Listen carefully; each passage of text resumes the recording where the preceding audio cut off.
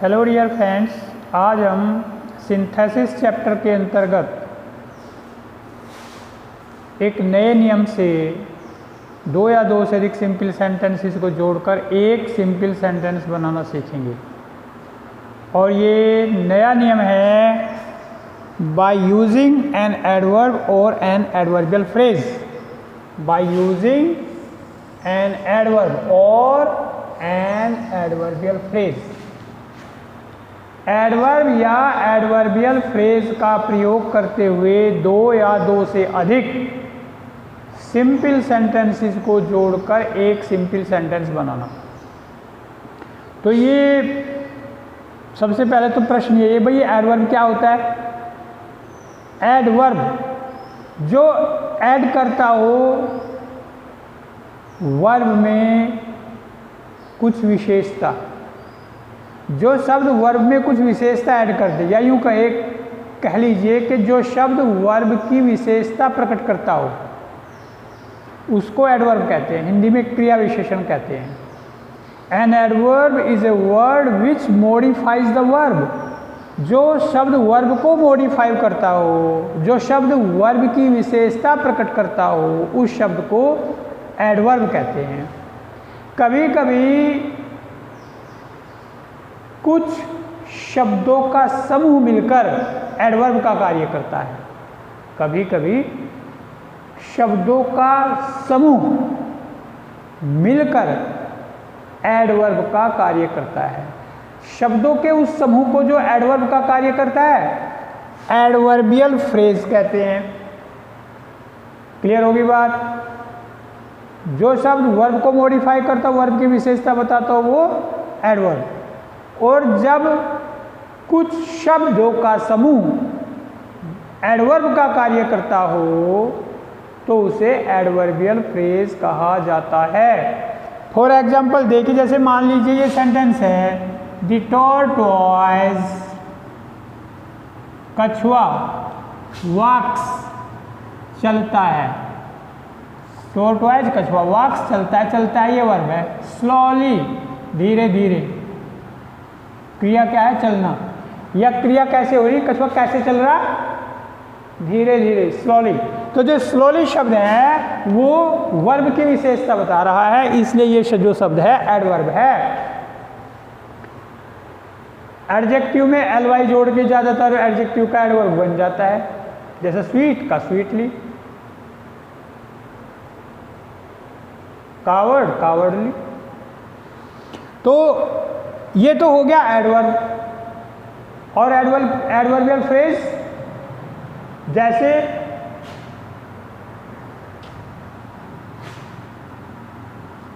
I stayed in the hotel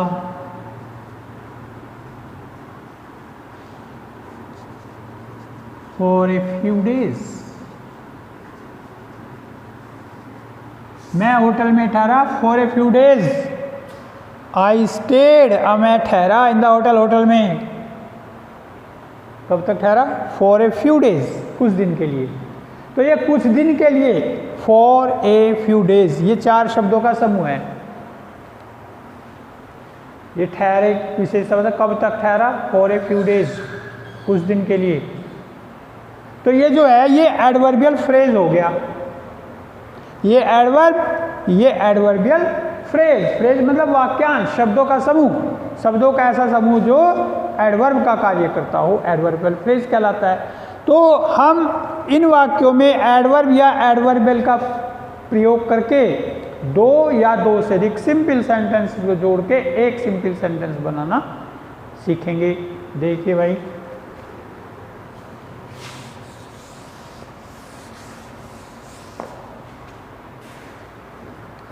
ये है great people serve their country. Great people महान लोग, सर्व सेवा करते हैं, देयर कंट्री अपने देश की। महान लोग अपने देश की सेवा करते हैं। देयर सर्विस उनकी सेवा इज सेल्फलेस निस्वार्थ होती है। सेल्फलेस निस्वार्थ, कोई स्वार्थ नहीं, अपना भला नहीं, दूसरों का भला। सेल्फलेस निस्वार्थ, जिसमें अपना कोई स्वार्थ नहीं है। तो कैसे करेंगे भाई, ये जो सेल्फलेस है इसमें ly जोड़ के इसका एडवर्ब बन जाएगा। महान लोग सेवा करते हैं अपने देश की निस्वार्थ भाव से, selflessly.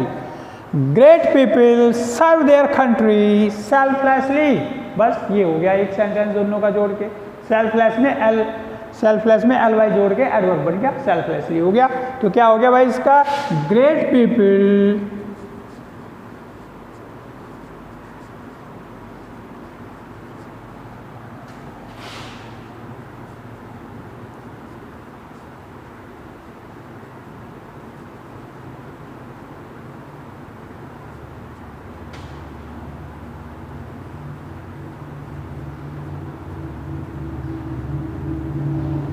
Great people serve their country selflessly. महान लोग अपने देश की सेवा करते हैं निस्वार्थ भाव से। नेक्स्ट देखिए, सी स्पेंट ऑल हर मनी। सी उसने, स्पेंट खर्च कर दिया, ऑल सारा, हर अपना, मनी धन, उसने अपना सारा धन खर्च कर दिया। शी वॉज फुलिश, वह मूर्ख थी। तो उसने अपना सारा धन खर्च कर दिया, कैसे, मूर्खतापूर्वक, फुलिशली। फुलिश का एडवर्ब हो जाएगा फुलिशली ly जोड़ के।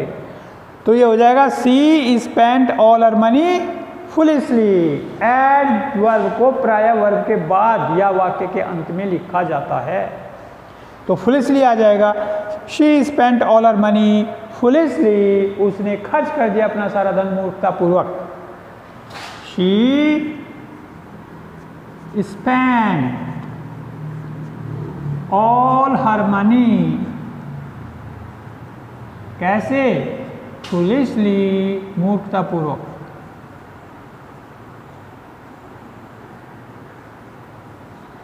She spent all her money foolishly. The prime minister spoke in the meeting. प्रधानमंत्री बोले मीटिंग में, प्रधानमंत्री मीटिंग में बोले। ही स्पोक, वह बोले, फॉर ए फ्यू मिनट्स, कुछ मिनटों के लिए। प्रधानमंत्री मीटिंग में बोले, वे कुछ मिनटों के लिए बोले। तो प्रधानमंत्री मीटिंग में बोले कुछ मिनटों के लिए। The prime minister spoke in the meeting for a few minutes. The prime minister spoke in the meeting for a few minutes. The prime minister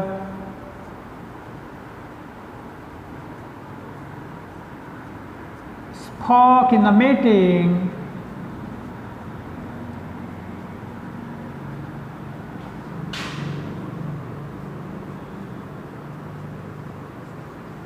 for a few minutes। A few मैंने थोड़े से, few का मतलब कुछ, ये नगण्य होता है, नगण्य, न के बराबर, इक्वल टू नथिंग या इक्वल टू नन, फ्यू न के बराबर। और ए फ्यू थोड़ा, ये पॉजिटिव या नेगेटिव अर्थ में, या पॉजिटिव अर्थ में। ए फ्यू कुछ, थोड़ा सा, और द फ्यू थोड़ा परंतु सारा। फ्यू न के बराबर, कम। ए फ्यू थोड़ा सा, द फ्यू थोड़ा परंतु सारा। ऐसे little, a little, the little. Little कम, ये न के बराबर। ए लिटिल थोड़ा सा, यानी पॉजिटिव अर्थ थोड़ा सा है, और द लिटिल थोड़ा परंतु सारा। I gave the little milk to the beggar. मैंने दे दिया थोड़ा सा परंतु सारा मिल्क भिखारी को। यानी एक कप दूध अगर आपके पास है और अब सारा दिन थोड़ा दूध है, वो एक कप लिटिल मिल्क, उसको द लिटिल कहा जाएगा। I gave the little milk to the beggar. थोड़ा सा दूध जो मेरे पास है सारा भिखारी को दे दी। तो few, a few, the few, और little, a little, the little, ये भी चीज़ें आपको ध्यान रखनी चाहिए।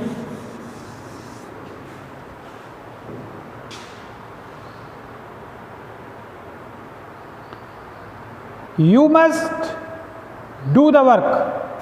तुम्हें अवश्य करना चाहिए यह काम। The cost does not count. Does not count का मतलब इज नॉट इम्पोर्टेंट, महत्वपूर्ण नहीं है, कीमत महत्वपूर्ण नहीं है। तुम्हें ये काम अवश्य करना चाहिए, मस्ट माने अवश्य चाहिए। यू मस्ट डू, तुम्हें अवश्य करना चाहिए। दिस वर्क, यह काम तुम्हें अवश्य करना चाहिए। द कॉस्ट, कीमत, डज नॉट काउंट, महत्वपूर्ण नहीं है।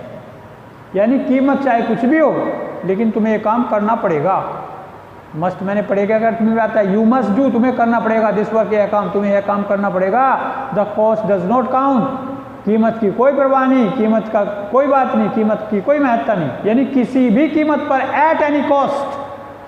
तो ये क्या हो जाएगा, you must do this work at any cost, you must do this work at any cost, किसी भी कीमत पर। ये बन गया adverbial phrase, you must do this work at any cost, तुम्हें यह काम करना पड़ेगा किसी भी कीमत पर। गो टू द हॉस्पिटल, अस्पताल चले जाओ, there should be no delay, delay देर नहीं होनी चाहिए। गो टू द हॉस्पिटल, अस्पताल चले जाओ, there should be no delay, देर नहीं होनी चाहिए, तो अस्पताल चले जाओ विदाउट एनी डिले, बिना डिले किए, बिना देर किए अस्पताल चले जाओ। Go to the hospital without any delay, ये हो जाएगा adverbial phrase, without any delay, बिना देर किए। Go to the hospital,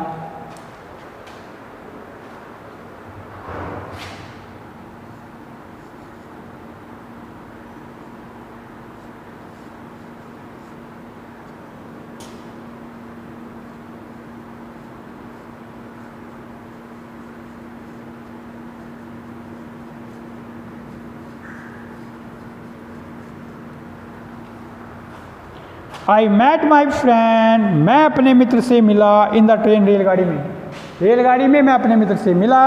the meeting was unexpected, यह मीटिंग अनएक्सपेक्टेड थी, अप्रत्याशित थी, यानी इसकी आशा नहीं थी। We met after a long time, हम बहुत लंबे समय बाद मिले। इसमें 3 वाक्य हैं, तो I met my friend in the meeting, I met my friend in the train, मैं रेलगाड़ी में अपने मित्र से मिला। द मीटिंग वॉज अनएक्सपेक्टेड, यह मिलन अप्रत्याशित था। We met after a long time, हम एक लंबे समय के बाद मिले। तो ये आफ्टर ए लॉन्ग टाइम आपको पहले लिखना पड़ेगा, क्योंकि इसमें 3 सेंटेंस है, इसका एडवर्ब बन जाएगा अनएक्सपेक्टेडली। तो ऐसे लिखेंगे, आफ्टर ए लॉन्ग टाइम, बहुत लंबे समय के बाद, I met my friend in the train unexpectedly, लंबे समय के बाद रेलगाड़ी में अप्रत्याशित रूप से मैं अपने मित्र से मिला। तो ये हो जाएगा after a long time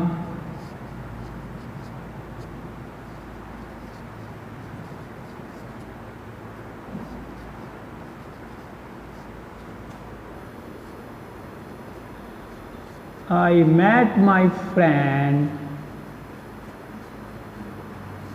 in the train unexpectedly, अप्रत्याशित रूप से।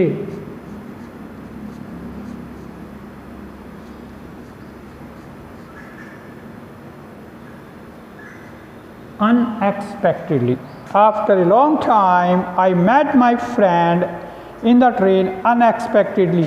जब किसी वाक्य के बाद में एडवर्ब हो तो दूसरा एडवर्ब या एडवर्बल फ्रेज वो पहले ही लिख दिया जाता है सेंटेंस के। कभी कभी कोई एडवर्ब पूरे सेंटेंस को मॉडिफाई करता है, तो ऐसे वाक्यों में जो एडवर्ब है वो शुरू में लिख दिया जाता है। जैसे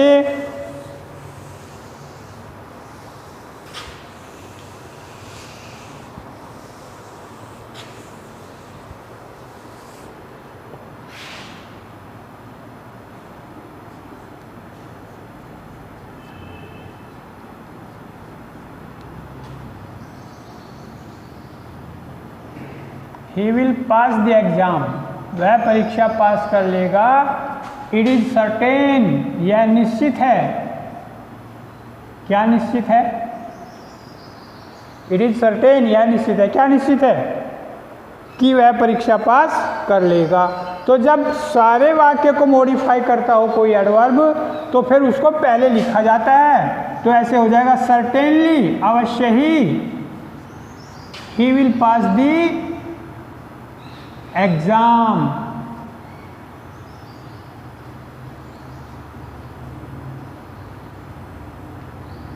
ऐसे हो जाएगा।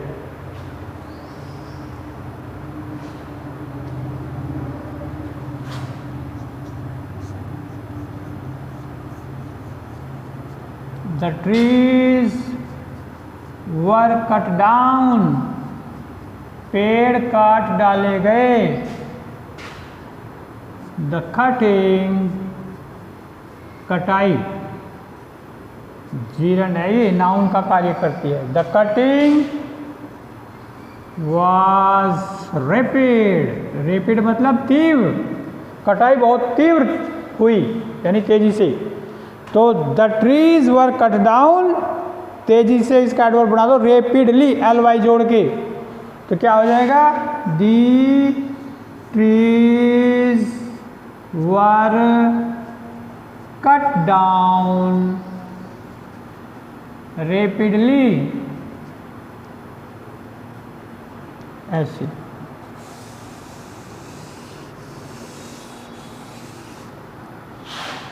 शी थैंक्ड मी, उसने मुझे धन्यवाद दिया। हर words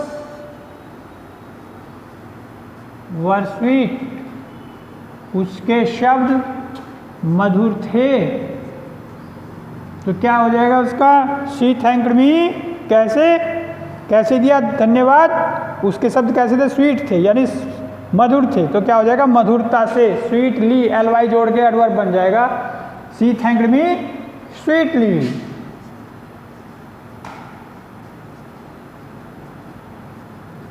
she thanked me sweetly.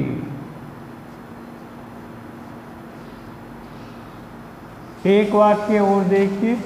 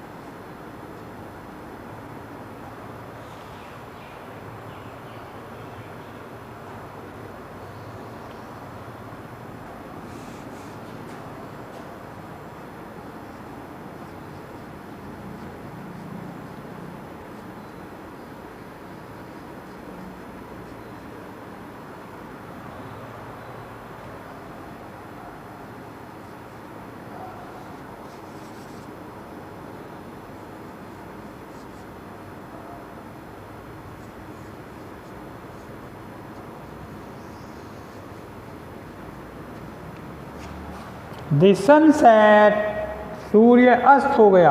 I could not reach, मैं नहीं पहुंच सका। माई डेस्टिनेशन, अपनी मंजिल पर। सूर्य अस्त हो गया, मैं अपनी मंजिल पर नहीं पहुंच सका। तो क्या होगा इसका? मैं, I could not reach my destination, मैं नहीं पहुंच सका अपनी मंजिल पर। और क्या हो जाएगा इसका? एडवर्बियल फ्रेज बाई सनसेट, सूर्यास्त तक। बाई सनसेट, ये एडवर्बियल फ्रेज हो जाएगा। I could not reach my destination